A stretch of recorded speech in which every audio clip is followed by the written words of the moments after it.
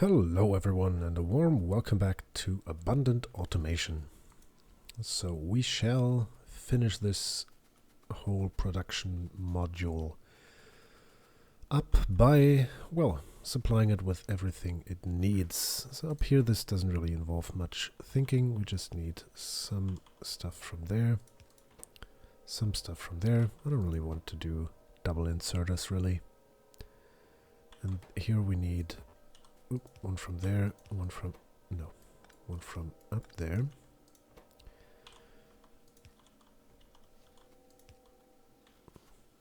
I think with only one insert on the other side, it definitely looks better to have it this way. And here we need close and far from the top and far from the bottom.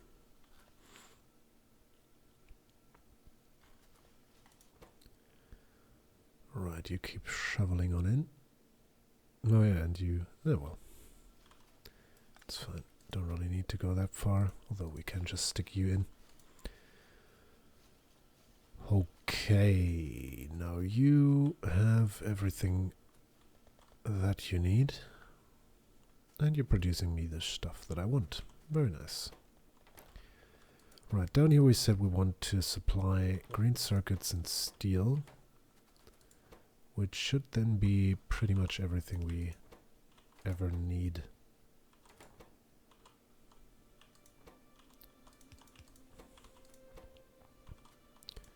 Let's see if that is in fact correct. Oh yeah.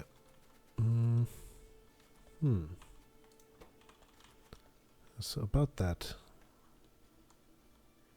can't we just... there you go. It's a little cheap, but yeah.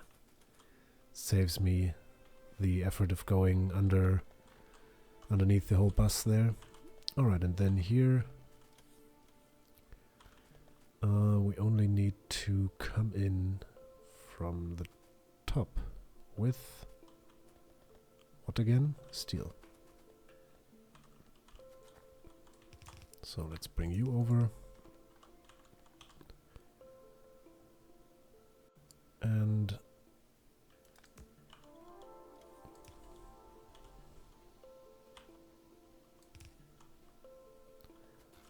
let's do it that way. Seems about right. If we manage to... well, we seem to only be supplying on the right side here. Which I suppose is kind of the problem with this splitting off only one half of a belt. Oh yeah, really just... let's do this the old-fashioned way. However, I think this really needs some changing. This, I don't know, whatever this was supposed over there, it does look ugly. And yeah, this, yeah. Let's do it that way, shall we? Same effect, less ugly.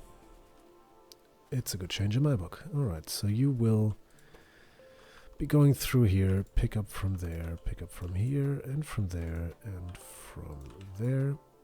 You don't need any picking up, but I still want you to be supplied by 2 inserters. Right, and then we need a little bit of doubling up here. And you can be a regular one, because we only need to put you in here. 50 gauge should be plenty.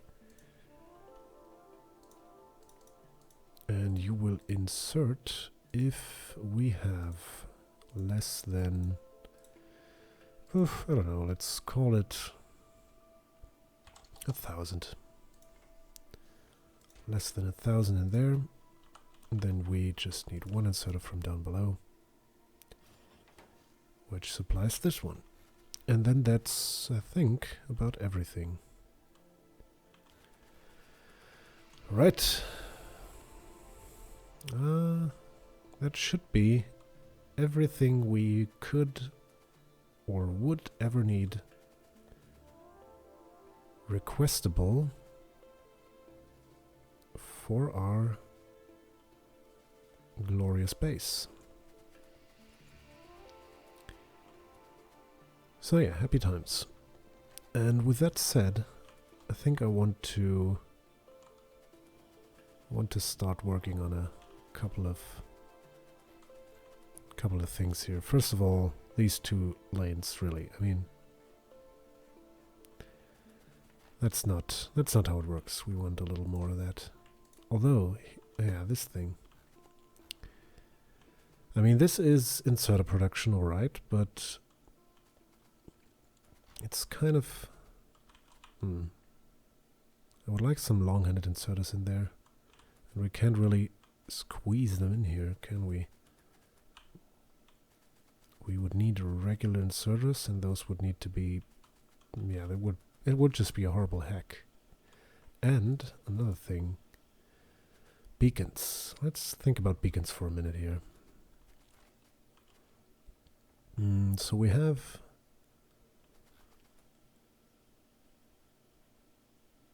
Yeah, well, red and green circuits aren't really that far off from here. And we have copper cable available.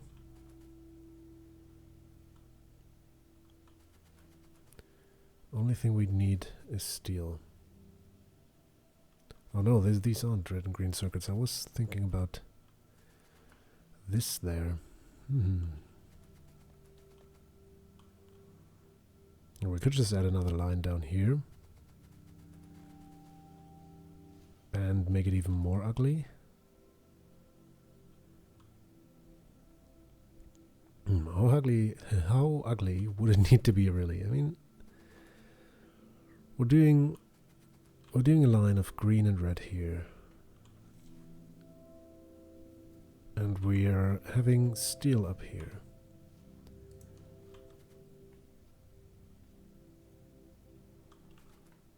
And why again? Yeah, let's just put you, I don't know, there. Alright, so green and red circuits, steel and copper cable. Now if we brought in copper here,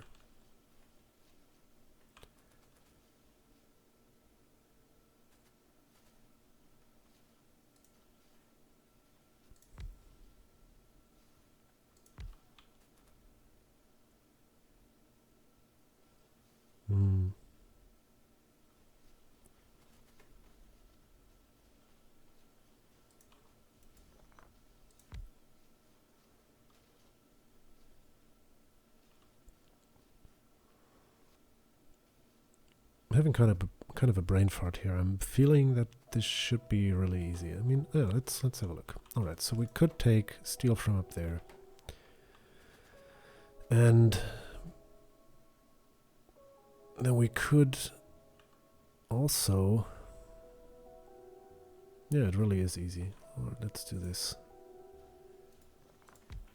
Let's take you off to there and say you do something like this.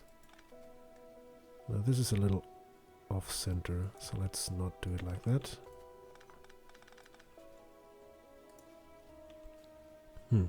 It's off center whichever way you put it, really.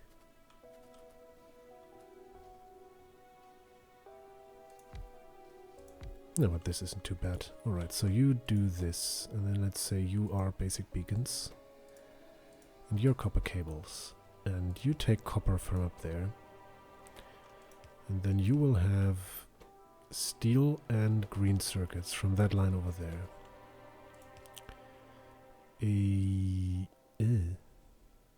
No, that's a little unfortunate there. Didn't really think of that.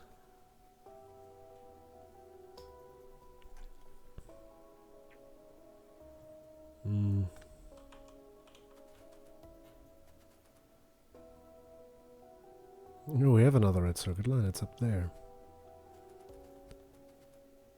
We could do just the same and bring copper over on that end. Copper and steel would just be another... Oh no, we already have.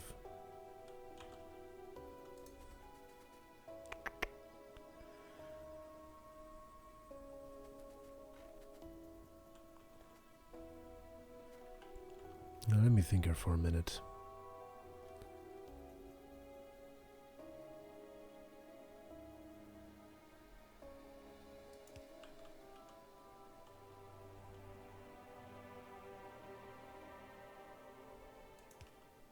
No, this just... Or is it? No, this works, doesn't it?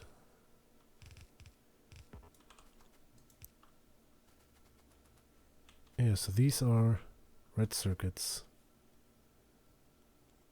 They run onto that lane. The bottom part of this belt will be red circuits. Then we have steel and green up there, and then we just need copper on the top half of that there belt. Jesus, that is one hell of a... Well, it's... It doesn't really look that spaghetti-esque, but yeah, it certainly feels the part. Alright, so... Copper...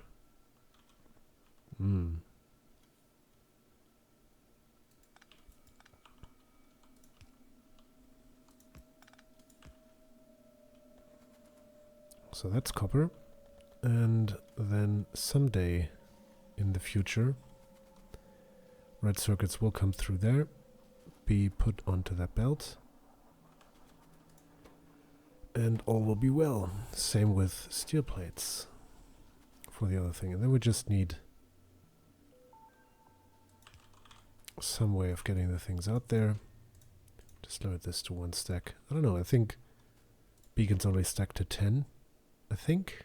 But yeah, we'll see in time. We won't need any beacons for the foreseeable future. I just want to have it done to a reasonable extent. Alright, so all of this is now running at a snail's pace because what? We're not having any steel. I think that's probably the most prominent issue here. And to make steel, we'll just need more furnaces. That's a really easy thing. Let's also grab some of the steel that's lurking here. It's not really needed at the moment, so we shall make use of it elsewhere.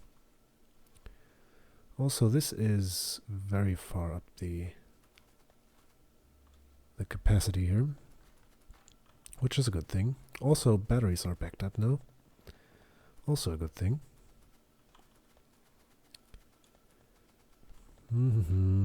And stone, bricks and stone are looking really rather thin, I have to say, which I presume has something to do with this running. Oh yeah. Alright. So we'll probably have to go out and do a stone outpost before too long, but yeah, just conveniently there's already a stone deposit just within reach of our train network. How's coal looking? The coal's still alright.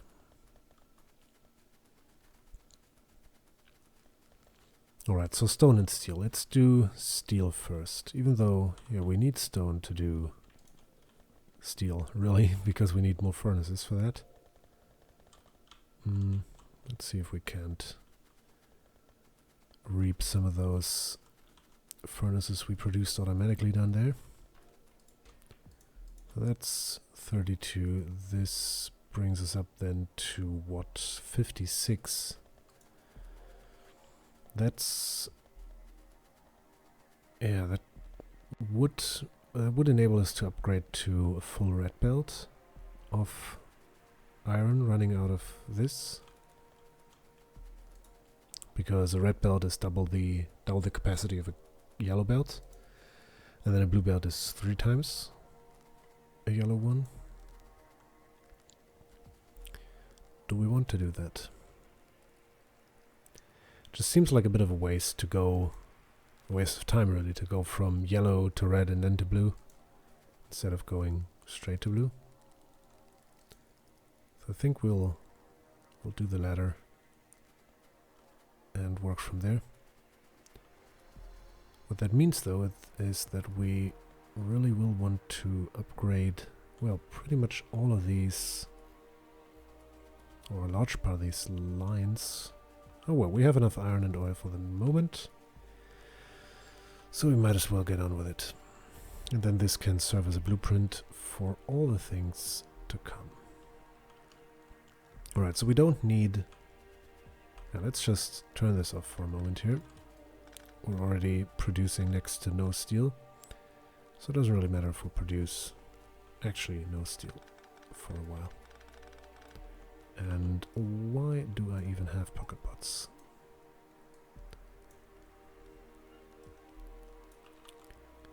And I'm already touching on my inventory capacity here, but fortunately we have very capable takers for these. Right. So those bottom ones can definitely stay. And how many do we need then? These are 24. So that would lend itself to the conclusion that we need 72. And I think that's it. Let me math this real quick off the top of my head. It's 1.75. Off the top of my head, he says, with while taking a calculator. Yeah, right. So it's somewhere in the vicinity of 70, and 72 is definitely good for that. So let's do 72. Right, so you would be... How is this tileable? Like so.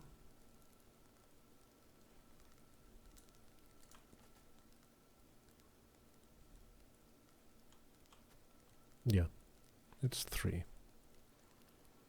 So that's 6. Yeah, let's do it properly then. So we can just use red belts for the outer ones here, since none of these will actually be will ever be carrying the full capacity of the blue belt.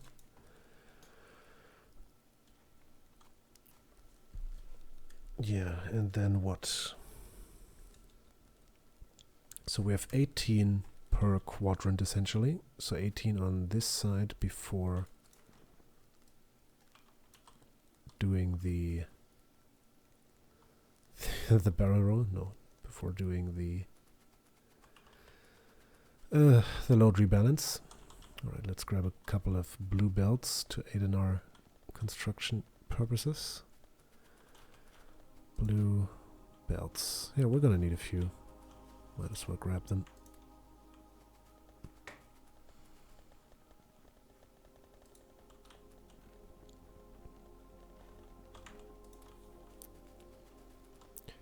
So one thing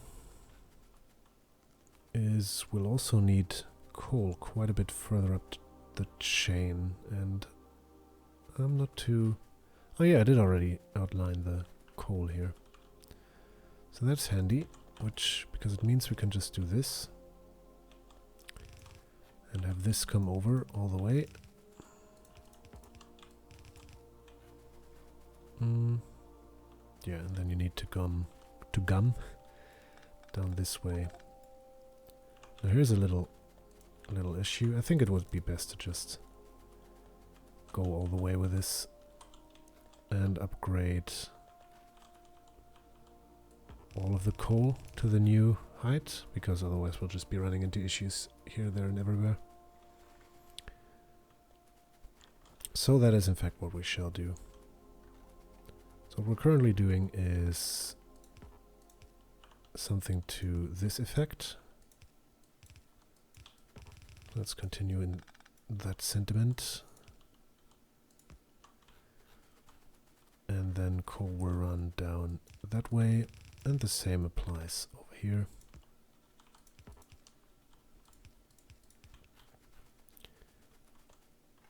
And back here. Now, this also will need to move a bit. But yeah, I think we can work this out in the next episode, and then we'll also upgrade steel to fully functional blue belt coverage. And then the next thing, as I said, will most likely be claiming this stone deposit so that we may fuel our wall and furnace production even better. Alright, so until then, thanks a lot for watching. I hope you enjoyed the video. I've been Grind, and I shall see you soon.